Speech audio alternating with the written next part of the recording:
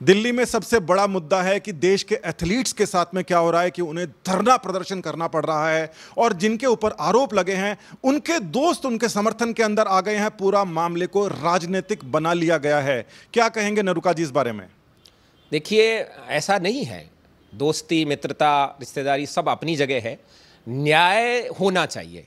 यदि हमारे देश की बच्चियों ने, जिन्होंने मेडल लिए हैं, जिन खिलाड़ियों ने मेडल लिए हैं, उनके साथ किसी भी प्रकार का कोई भी दुराचार, अन्याय कुछ भी हुआ है, तो वो दूध का दूध और पानी का पानी होना चाहिए। और वो दूध का दूध, एक मिनट, दूध का दूध और पानी का पानी तो आप चाहते हैं कि हो जाए, मगर साथ ही के अंदर आपने उन बच्चों की बात सुने बिना फेसबुक पर पोस्ट कर रहे हैं, ग्रुपों के अंदर पोस्ट कर रहे हैं, खुला समर्थन दे रहे हैं अपने दोस्त को, और ये आप दोगुला व्यक्तित्व का प्रदर्शन नहीं कर रहे?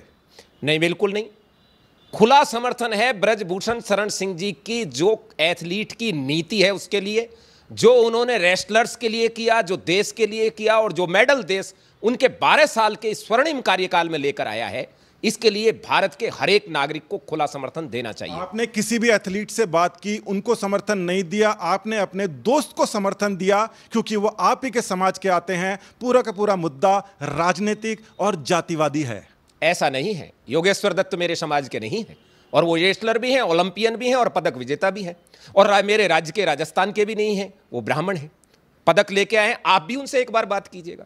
हरियाणा के कुश्ती संघ के महासचिव से बात कीजिएगा। दिल्ली के प्रदेश अध्यक्ष से हैं, उनसे बात कीजिएगा, पहलवान जी से।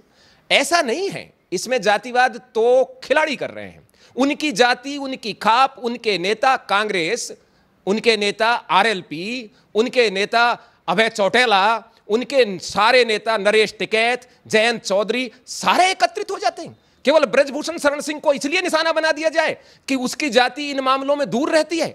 ब्रजभूषण शरण सिंह यदि दोषी हैं और उन्होंने खिलाड़ियों के साथ किसी भी प्रकार का दुराचार, मैं तो कहता हूं अन्याय भी किया है, तो ब्रजभूषण शरण सिंह जी के खिलाफ जो भारत का कानून कहता है, जो भारत का संविधान कहता है, उसके अनुसार सजा दी जाए।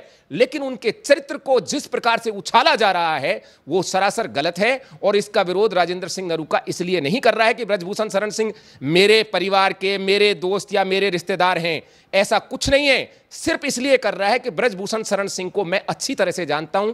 पिछले 2 से 3 साल तक हम साथ साथ काम कर रहे हैं। महाराजा आनंगपाल तोमर स्मृति समिति कि वो अध्यक्ष हैं, मैं उसका सदस्य हूं। जैसे कि ये कुश्ती संघ है, ऐसे ही वो भी एक संस्था है। ब्रजभूषण शरण सिंह जी को मैंने करीब से देखा है।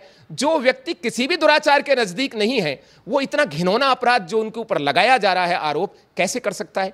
ब्रजभूषण शरण सिंह को अध्यक्ष पद से हटाने के लिए, दीपेंद्र हुड्डा को अध्यक्ष बनाने के लिए आप इस हद तक तो नहीं गिर सकते ना कि उनके चरित्र पर उंगली उठाएं। आप कोई भी केस, रही बात, लोग कहते हैं कि उनके बहुत सारे केस हैं, हाँ हैं, और उन केसों की उन्होंने सजा काटी है। केस से आप रुक जाइए। आप अपनी जो बात है वो मनवाने के लिए आपके पास में शब्द हैं, मगर आपने बोला कि ठीक है एक समाज उनके पीछे पड़ा हुआ है, सब कुछ कहा आपने, मगर साथ ही के अंदर आपने बोला कि उन्हीं का समाज है, उन्हीं की खाप है, उन्हीं का सब कुछ है। संविधान तो सभी का है। संविधान के हिसाब से अगर किसी को कोई समस्या है, एफआईआर करने जाता है, उसकी एफआईआर नहीं होती, उसके खिलाफ तो आप कुछ बोलते नहीं है। एफआईआर जरूर होनी चाहिए, और हुई है कल एफआईआर। कोर्ट ने कहा एफआईआर की ही नहीं गई। उनका कहना यह था कि केवल अध्यक्ष से हटा दो, सारा मामला ठंडा हो जाएगा। एफआईआर तो अब मजबूरी में जाकर कल की है। और एफआईआर के लिए क्या ब्रजभूषण शरण सिंह इतने ताकतवर हैं कि इस देश के किसी भी राज्य और किसी भी थाने में उनके विरुद्ध एफआईआर नहीं हो सकती? यदि ऐसा है तो उनके विरुद्ध जो 38 केस हैं वो कैसे दर्ज हो गए? ब्रजभूषण शरण सिंह जब सांसद थे तब भी उनके खिलाफ केस थे, आज भी केस हैं। और जो इतना घिनौना आरोप यदि किसी पे लगता है, उसकी एफआईआर जरूर दर्ज होती है। और जिन्होंने नहीं दर्ज की, मान लीजिए जैसा आप कहते हैं, वैसे मैं नहीं मानता, क्योंकि जनवरी में मैं खुद भी इन लोगों से मिला हूं, इन्होंने किसी ने भी एफआईआर करने की बात ही नहीं की, केवल अध्यक्ष बदलने की बात की थी। अब अध्यक्ष का कार्यकाल पूरा हो गया है, कल मैं दे देता हूं उनका इस्तीफा। आप उनके खिलाफ जो भी घिनौने अपराध हैं उनके वैज्ञानिक तरीके से और पूरी निष्पक्ष जांच करवाइए। मैं तो कहता हूं जुडिशरी जांच करवाइए, और यदि ब्रजभूषण शरण सिंह दोषी पाए जाते हैं, फांसी लगा दीजिए। वो खुद भी तैयार है, फांसी चढ़ जाऊंगा, लेकिन आरोप सहन करके अध्यक्ष पद से नहीं हटूंगा। मैं लाके देता हूं आपको उनका इस्तीफा, लेकिन ये जो आरोप लगाए हैं ये सिद्ध होने तक सबका नार्को टेस्ट करा लिया जाए, ब्रजभूषण शरण जी का भी करा लिया जाए, इन हमारे बच्चों का, खिलाड़ियों का भी करा लिया जाए। मतलब आप जानबूझ के नार्को टेस्ट की बात कर रहे हैं। जो मैं आपको बता रहा हूं क्या दिक्कत होती है, मैं आपको एथलीट्स की दिक्कत बता रहा हूं। अगर आप एथलीट्स रहते तो आपको पता होता कि एथलीट्स के पास में एक मौका होता है, उनको आगे बढ़ने का होता है, और अगर उनके सामने कोई इतना बड़ा आदमी होता है तो उसके ऊपर आरोप लगाने से पहले वो 100 बार नहीं 1000 बार सोचते हैं। बड़े ओलंपियन सामने आए हैं मगर छोटे लोग कभी सामने नहीं आते। नार्को टेस्ट के अंदर ऐसे सब्सटेंसेस का इस्तेमाल किया जाता है जो कि डोपिंग की श्रेणी के अंदर आ जाते हैं और उसके बाद में उनका कैरियर तबाह हो जाता है। आप जानबूझकर एक ऐसे चक्रव्यूह के अंदर इन खिलाड़ियों को फंसाने की कोशिश में लगे हैं जिसके अंदर आपको पता है कि या तो वो इधर जाएंगे तो मरेंगे और इधर जाएंगे तो मरेंगे, दोनों तरफ उनके लिए खाई इकट्ठा कर रहे हैं। ये खिलाड़ी अब इस योग बचे नहीं है कि ये कहीं नेशनल या इंटरनेशनल खेल आप बताएंगे कि वो खिलाड़ी, ये असली चक्कर तो यही है। ब्रजभूषण शरण सिंह ने नीति बनाई कि पहले नेशनल खेलो और जो नेशनल में जीत जाए वो इंटरनेशनल चले जाओ। नेशनल का सामना नहीं करने की वजह से, उससे बचने के लिए ब्रजभूषण शरण सिंह के खिलाफ ये सारी साजिशें रची जा रही हैं। पूरे वर्ल्ड यदि नेशनल में ये खेलकर जीतते हैं तो ये इंटरनेशनल जाएं, इनकी उम्र हो गई है, ये खेलने लायक बचे नहीं हैं। ये 2-3 परिवार के लोग साथ बैठकर ये काम कर रहे हैं। हरियाणा के इन 3 परिवारों के अलावा इसमें आप कह रहे हैं ये स्टेबलिश्ड ओलंपियन हैं। फिर योगेश्वर दत्त क्या है, मैरी कॉम क्या है? अरे पीटी उषा जी तो भारतीय ओलंपिक संघ की अध्यक्ष हैं। आप कितने मेडल हैं? कितने पीटी उषा जी के कितने मेडल हैं? पीटी उषा जी ने इस देश की महिलाओं को अस्मिता सिखाई। ओलंपिक तो साहब इस देश में राज्यवर्धन राठौड़, केडी जादव, अभिनव बिंद्रा से पहले कोई भी नहीं लाया था। ध्यानचंद, मेजर ध्यानचंद से पहले भी कोई नहीं लाया था।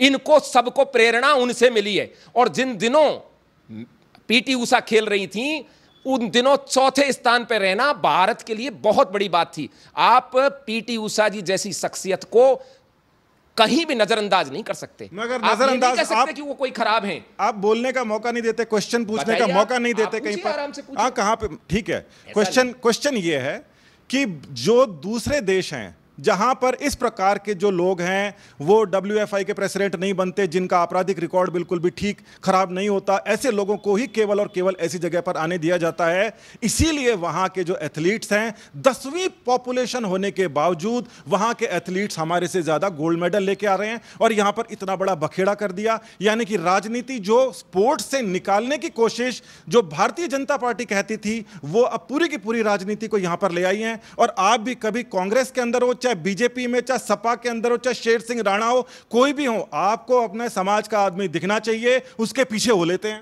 मैं हूं राम का वंशज। लक्ष्मण को शक्ति लग जाती है तो पहले युद्ध बंद होगा, लक्ष्मण जी की शक्ति का इलाज होगा, संजीवनी बूटी आएगी। मेरे यदि चाहे शेर सिंह राणा हो, ब्रजभूषण शरण हो, या और कोई हो, या राजेंद्र राठौड़ हो, यदि उन पर झूठे आरोप लगेंगे तो मुझे तो बोलना पड़ेगा। सच्चा आरोप लगाइए आप, निश्चित रूप से हम दे देंगे, पकड़ा देंगे, आप इनको फांसी लगा देना। आप कह रहे हैं कि ये मेडल लाए, 12 साल पहले कौन सा मेडल लाया था कोई व्यक्ति? 12 वर्ष का ये स्वर्णिम कार्यकाल में आप अध्यक्ष की भूमिका को नकारना चाहते हैं। और यदि वो इतने ही निकृष्ट व्यक्ति थे तो पहले ही साल ये बता देते कि नहीं साहब, ब्रजभूषण शरण सिंह ने तो ये काम कर दिया। ब्रजभूषण जी ने उसको, अभिनव बिंद्रा को, ब्रजभूषण सिंह ने रेसलर्स को मेडल दिलवाए और भारत में रेसलर को ही सबसे ज्यादा मेडल आए हैं, ये तो आपको मानना पड़ेगा।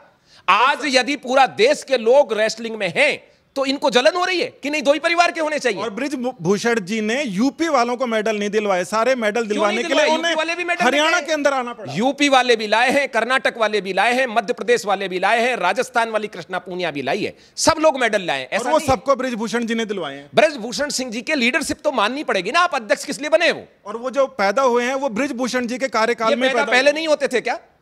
पैदा तो सदा ही होते रहे हैं। और फिर अब क्या दिक्कत है इनको? अब यदि नेशनल में कंपटीशन हो जाए, जो जीत जाए वो इंटरनेशनल चले जाए, इसमें भी कोई प्रॉब्लम है क्या? जो वर्ल्ड रेसलिंग ब्रजभूषण शरण सिंह को साइड में रखो, आप किसी से भी नेशनल करवा लो, और नेशनल में जो जीत जाए, चाहे योगेश्वर दत्त जीते, चाहे बजरंग पूनिया जीते, चाहे साक्षी मलिक जीते, जो जीते उसे भेज दो इंटरनेशनल। रेसलिंग फेडरेशन का प्रेसिडेंट के लिए कुश्ती करा लो। आपका फेडरेशन कुश्ती का ही है, नहीं उनसे करवा लो ना, फिर प्रेसिडेंट बनाने के लिए कुश्ती करा लो। प्रेसिडेंट के लिए कुश्ती लड़ा लो। यदि यही चीज नहीं बनाना है कि जो कुश्ती में जीते, तो फिर रिंकू सिंह राजपूत को बना दो उसको अध्यक्ष। यदि आपको ज्यादा दीपेंद्र हुड्डा और ब्रजभूषण में कुश्ती करवाओगे क्या? कुश्ती तो दीपेंद्र हुड्डा और ब्रजभूषण में चल रही है ना। ब्रजभूषण के साथ उसका समाज बापड़ा है, नहीं खड़ा हो रहा। और दीपेंद्र हुड्डा के साथ उसके समाज के एथलीट खड़े हो गए, उसके समाज की खाप खड़ी हो गई, उसके समाज के लीडर पार्टी लाइन से ऊपर उठ के खड़े हो गए। ब्रजभूषण को लगा दो फांसी। बिल्कुल बिल्कुल। देखिए नरूका जी के जो खुद के लॉजिक हैं वो तो इन्होंने आपको समझा दिए हैं, मगर इनके अलावा कुछ लॉजिक और हैं जिनके ऊपर कोई बात नहीं करना चाहता कि ऐसे लोग जो उसी समाज के होते हैं, जैसे गोवर्धन सिंह जी हैं, उनके साथ में किसी प्रकार का कोई राजनीतिक आपको फायदा नहीं मिलता, तो वो अपने समाज होने के बावजूद भी पूरा का पूरा समाज सोया रहता है। मगर कोई बड़ा आदमी जब भी फंसता है तो उसके पीछे पूरा का पूरा समाज आ जाता है। समाज की ये असलियत है, सत्ता की ये असलियत है, और इसके आगे जो होगा उसके लिए इनसे जी के लिए फर्स्ट दिन, उसी दिन सेम डे, मैं मेरे ख्याल से 1100 किलोमीटर के मैं दौड़ कर आया हूं, सुबह 5 बजे जगकर, जबकि रात को 12 बजे तक मेरे कार्यक्रम थे। और मैं वहां पुलिस स्टेशन पहुंचा, ये आप वहां के एसएचओ से और जो वहां के डीवाईएसपी साहब थे, एडिशनल एसपी साहब थे, उनसे पूछ सकते हैं। मैं था, मेरे साथ राजेश रावत फरीदाबाद वाले थे, मेरे साथ रतन सिंह जी भगतपुरा थे, मेरे साथ समाज के अन्य लोग थे। वहां के सब लोगों से बात की और उन्हें यह बताया कि किसी भी प्रकार से यदि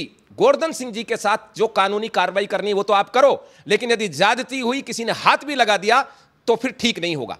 तो आप ये नहीं कर सकते। गोवर्धन सिंह जी के ऊपर इतनी सारी एफआईआर हो गई हैं, मगर वहां पर कुछ लोग अगर एफआईआर करवाने गए हैं तो फिर वो वहां पर आपको अपने कुछ ना कुछ प्रॉब्लम रहेगी। देखिए ये एक सच्चाई है। एफआईआर की हम कोई मना नहीं कर रहे, आप एक नहीं, अभी आंकड़ा 1000 तक पहुंच गया, कह रहे हैं कि 1000 एथलीटों के साथ में गड़बड़ हो गया।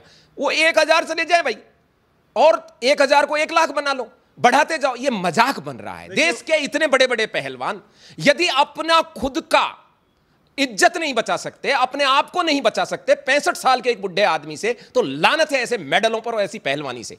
देखिए शब्दों की कोई कमी नहीं है, तो दोनों ओर से उछल रहा है। ऐसा नहीं है कि ब्रजभूषण शरण सिंह का मुझे सर इंटरव्यू खत्म करना है, और शब्दों की कमी नहीं है। प्रवक्ता अच्छा होने का मतलब जरूरी नहीं होता कि उनके सभी के सभी दावे, सभी के सभी जो दावे हैं वो सारे सही हों। जो सच्चाई है वो सबके सामने है कि सत्ता जो होती है वो बड़ी बेरहम होती है। राजस्थान के अंदर उसकी बेरहमी देखी जा रही है, और हरियाणा के अंदर भी उसकी बेरहमी शायद जनता देख रही है। नमस्कार, धन्यवाद।